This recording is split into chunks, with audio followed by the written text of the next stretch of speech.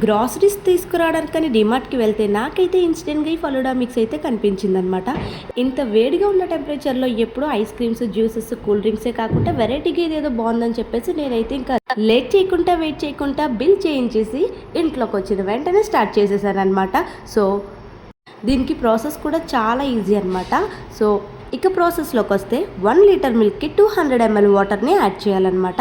ఇలా యాడ్ చేసిన తర్వాత కొంచెం బాయిల్ అవ్వాలి. ఇలా బాయిల్ చేసుకున్న తర్వాత ఈ పౌడర్ మొత్తం అందులో యాడ్ చేయాలి. నేనైతే మ్యాంగో ఫ్లేవర్ తీసుకున్నాను. సో దాంట్లో సేమియా, సబ్జా సీడ్స్ ఇవన్నీ వాళ్ళే ఇచ్చేసారు కాబట్టి మొత్తం ప్యాకెట్ డైరెక్ట్గా అందులో యాడ్ చేసి కలుపుతూ ఉండాలి క్రీమీ టెక్స్చర్ వచ్చేదాకా.